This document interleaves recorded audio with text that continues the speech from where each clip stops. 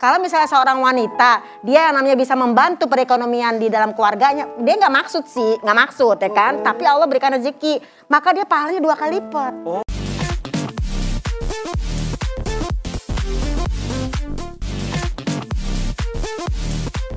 Mukaku kok tiba-tiba gatal-gatal ya, Bis? Kena angin. Habis fotoin. Ayolah segitu. Ya, tapi kok bener ya, Mi?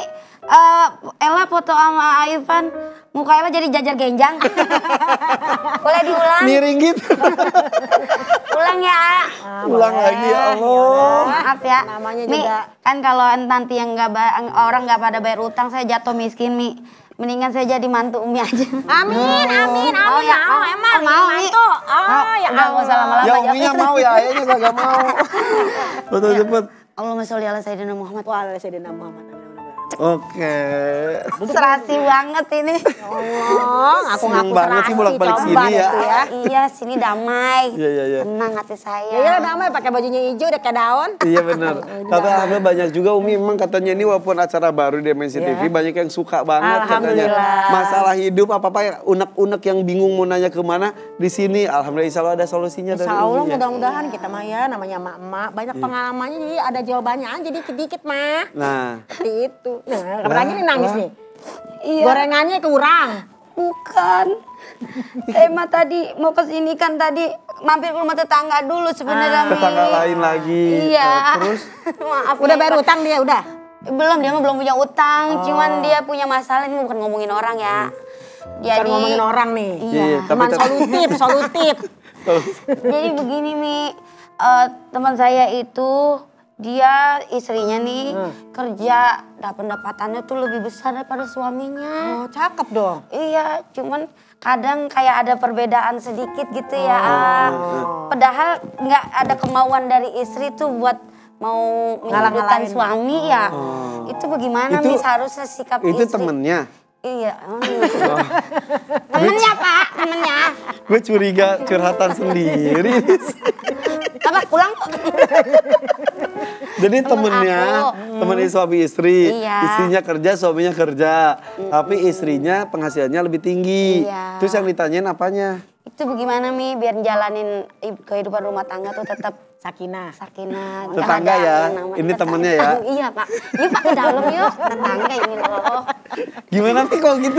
Ya Allah, sahabat cinta Poela gitu aja bingung. Itu mah pertama kita bersyukur. Iya. Karena kalau menurut hadis dari Ibnu Mas'ud nih ya, kalau misalnya seorang wanita, dia yang namanya bisa membantu perekonomian di dalam keluarganya, dia nggak maksud sih, nggak maksud ya kan. Tapi Allah berikan rezeki, maka dia pahalanya 2 kali lipat.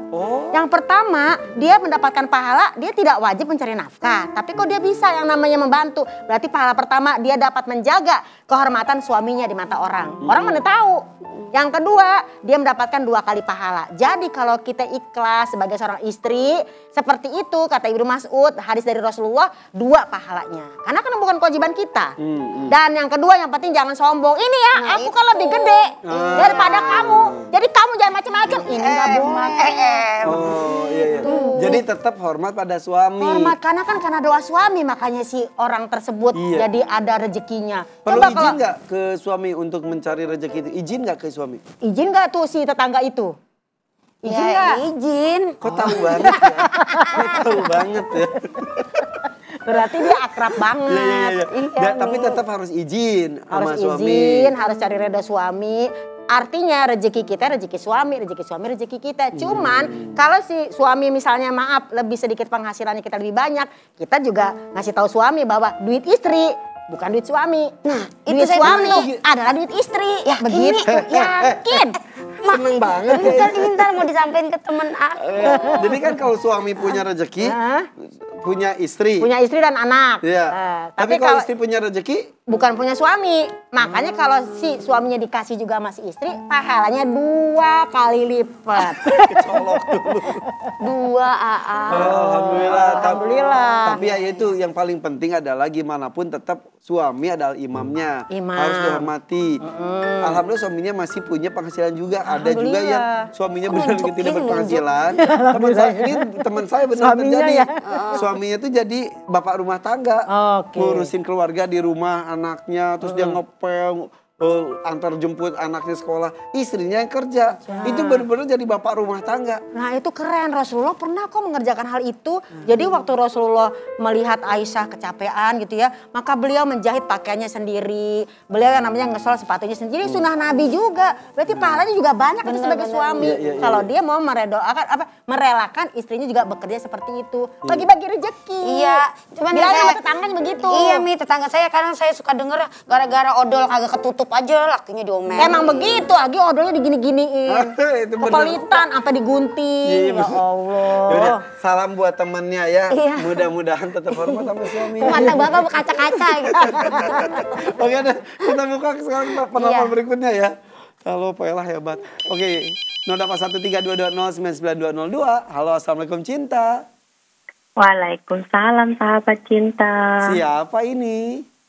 Halo, saya kenalkan, nama saya Sutriani, dipanggilnya Yani. Oh Yani. Usia 38 tahun. Ya. Dari mana? Asalnya dari Jakarta. Oke. Silakan Po, jawab pertanyaannya Po, jawab lagi. Cerita dulu ya Kak. Oh, boleh. Ceritanya kita berapa menit lama nih. Gimana? Iya, saya kan menikah. Usia menikah udah 11 tahun ya. Berapa tahun? 11. Oh, alhamdulillah. Suami saya seorang mu'alaf. Oke. Kami tuh menikah dari awal sih termasuk rajin beribadah ya. Terus? Nah, tiba-tiba beberapa bulan terakhir ini suami jarang sholat. Saat aku tanya, katanya ingin menenangkan diri, hatinya tuh terasa kosong beberapa waktu belakangan ini. Iya. Katanya tuh ingin memperbaiki apa yang sebenarnya salah dalam dirinya. Ya. Mohon pencerahannya Umi, gimana caranya agar suami terus istiqomah berada dalam ajaran Islam. Ya Allah. Jadi maaf mau bertanya, suaminya dulu menjadi mu'alaf itu pas mau menikah dengan ibu? Sebelum 2 tahun itu dia sebelumnya itu udah belajar gitu. Oke. Itu tanpa ada paksaan, itu mungkin dapat hidayah mungkin ya. Oke, tapi setelah itu langsung melakukan kewajiban sebagai seorang muslim saat itu sampai punya anak satu. Iya, rajin. Beberapa bulan ini tiba-tiba nggak sholat. Selain nggak sholat, apakah ada indikasi kembali ke agama yang sebelumnya? Kurang ini ya, soalnya kan kita kan kerja kadang-kadang di luar kota gitu. Oh gitu. Lebih sering di luar kota gitu. Oke, pertanyaannya adalah bagaimana caranya supaya suaminya kembali sholat istiqomah gitu ya? Gitu. Gimana Jadi dia katanya merasa kosong. Iya. Pernahkah kau merasa hatimu hampa? Pernahkah kau merasa jiwamu kosong? Nah kan suara Umi bagus banget. Jadi mohon maaf ya, jadi nyanyi dulu deh tuh Umi ya. Pertama kalau kita memang merasa hati kosong, jangankan ketika kita mu'alaf. Sebagai muslim aja kadang-kadang kita hati kosong, hati nggak tenang. Maka kalau kata Al-Quran sih ya, mohon maaf nih ya. Ala bizikrillah tatmainul qulub. Hanya dengan kita berzikir kepada Allah kita menjadi tenang. Itu yang pertama, ketenangan jiwa didapatkan dengan zikir. Yang kedua, ngobrol. Walaupun kita berjauhan kan kita bisa ngobrol mungkin lewat video call atau ngobrol lewat apa. Jadi sempetin untuk ngobrol dengan suami. Kan apa? Obrolan antara suami istri itu pahala loh. Jadi kita tuh jangan sampai, maaf nih zaman dulu jahiliyah ya. Kalau kita yang namanya kata orang mau pacaran yang nozom jalik. Itu ngobrol betah banget. Sejam, 2 jam, 4 jam mau pulang jangan pulang dong Mak. Ya kan? Giliran pas udah istri mau ngomong apa sih? Cepetan deh. Jangan sampai. Jadi yang pertama zikir, yang kedua cari majlis taklim. Kalau nggak cari majlis taklim sekarang PPKM, cari teman-teman yang misalnya ngaji nge-Zoom. Ini pertanyaan seperti ini subhanallah ibu loh keren loh. Dia bertanya di sahabat cinta karena hatinya penuh dengan cinta untuk suaminya. Betul. Yang ketiga la ikroha fidin, tidak ada paksaan dalam beragama. Mungkin dia imannya lagi turun. Jangan kita bilang gini, dia nggak mau sholat jangan. Oh mungkin dia iman lagi turun. Nah yang harus dilakuin apa dong? Lakukan adalah yang pertama tadi. Minta kepada suaminya untuk berzikir. Yang kedua ibu juga untuk mendoakannya. Kenapa? Allah tidak memberikan hidayah kecuali kepada memang hidayah itu dari Allah. Jadi kalian tidak bisa memberikan hidayah kepada siapa yang engkau cinta. Kita cinta sama suami, berikan hidayah. Tapi kalau Allah bilang enggak, maka harus al-qasdu tablugu, biar dia enggak jenuh, biar dia enggak kosong dalam beramal, bersikap sedang-sedang saja, maka akan sampai pada hakikat iman. Gitu. Jadi kita ngasih taunya juga pelan-pelan saja. Oke. Tadi Ibu tadi ngomong katanya ya soalnya suka keluar kota dan lain-lain. Suami bekerja, Ibu bekerja juga. Nah, kerja nggak? Iya juga. Terus tadi yang disampaikan komunikasi jadi agak kurang. Enggak, komunikasi lancar terus. Oke, Setiap hari always sih, kalau kayak telepon, video call, itu ke anak juga. Oke. Tapi anak masih sholat dan lain-lain diajarkan? Selalu. Oke. Aduh gimana ya. Jadi ada ketakutan, takutnya kembali ke agama sebelumnya gitu mungkin ya? Iya. Takut bablas ya. Takut bablas. Jadi gini, yang namanya hidayah milik Allah ya kan. Kita tidak bisa berikan hidayah kecuali kepada yang engkau cinta itu, kecuali dengan izin Allah. Nah yang pertama, kita jangan suzon dulu. Nih kayaknya ini begini nih caranya, nanti kejadian. Kita doain aja. Karena apa? Robbana hablana min azwajina wa zuriyatina qurrata a'yun. Balik lagi kita doa lagi. Balik lagi. Karena apa? Kita lapang dada. Nah kalau suami nggak kerja repot. Tadi nih Mpok Ella ya kan cerita tetangganya, suaminya kerja tapi lebih sedikit gajinya. Ini sekarang sama-sama kerja, kita lapang dada. Kenapa? Semua insya Allah Allah yang tuntun gitu loh. Oke. Ya mudah-mudahan ya ada dibikin suasananya nyaman. Pak ayo kita sholat berjamaah yuk atau gimana gitu. Cakep. Gitu mungkin ya. Kita jadi ikut prihatin juga sih dan kekhawatiran Ibu cukup kita rasakan juga. Betul. Gitu. Jadi kita ngajak bukan nyuruh lagi ya, ngajak. Ayo Pak jadi bikin imam. Suasana lebih nyaman untuk melakukan kegiatan ibadah bersama gitu mungkin ya. Ya gitu ya Ibu. Iya baik Umi. Ya, kita sih cuma bisa menyarankan. Saran, tapi insya Allah kita doain biar bisa gampang. Iya. Oke. Terima kasih Umi. Salam buat suaminya ya. Iya Kak Ivan. Ya, assalamualaikum. Terima kasih Umi. Waalaikumsalam warahmatullahi wabarakatuh. Waalaikumsalam. Tapi ya itu ya. Ada ketakutan pasti, tapi yang Umi tadi sampaikan betul sekali. Jadi kita aja iman kadang-kadang naik turun. Nah untuk mempertahankan iman kita itu stabil, ya ketemu dan orang-orang soleh. Kedua, lingkungan itu penting sekali. Lingkungan penting. Yang ketiga kita butuh juga support. Kayak tadi dia nanya, oh seperti ini ya. Kalau sedang-sedang saja. Mungkin kadang-kadang namanya mu'alaf, kadang-kadang kita mungkin digeber. Akhirnya dia bosen, jenuh. Karena memang dalam hadis bilang gitu. Kalian tuh bisa jenuh dalam beribadah. Tapi aku tidak pernah jenuh menerima ibadah kalian. Gitu kata Allah. Jadi juga jangan terlalu. Apalagi kayak tadi tuh terlalu sombong, gak boleh ya. Udah Mi, udah insaf, udah taubat. Udah insaf, udah taubat. Ada penelpon lagi loh. Oh masa? Alhamdulillah mana? Halo. Halo. Assalamualaikum Cinta. Waalaikumsalam sahabat cinta. Alhamdulillah ada laki-laki dari kemarin ibu-ibu semua. Ternyata dengan yang siapa paling ini? banyak masalah perempuan. Muhammad Arifin dari Cikarang. Oh dari Cikarang, saya pernah tinggal di Cikarang juga. Kenapa? Di mana Cikarangnya? Ada di Lipa Cikarang dekat Waterbomb. Nah di situ pernah. Itu dekat. Oh dekat. Kita jajan kita tetanggaan. Arifin dekat Jaskia Gotik rumahnya. Oh Deket DP. iya. Gimana Gotik? Apa kabar sekarang? Alhamdulillah baik. Oke, Pak Arifin. Umi, AA. Ya silakan. Ya ini mau sharing. Kan Arifin kan pernah kerja di Jepang selama 3 tahun. Nah ini tuh ada rencana mau balik lagi ke sana. Gitu. Nah selama di Jepang kan ya itu kita kalau mau sholat Jumat kan susah, masih jauh. Dan adapun alat transportasi yang kita punya itu kan harus cuma pakai sepeda gitu.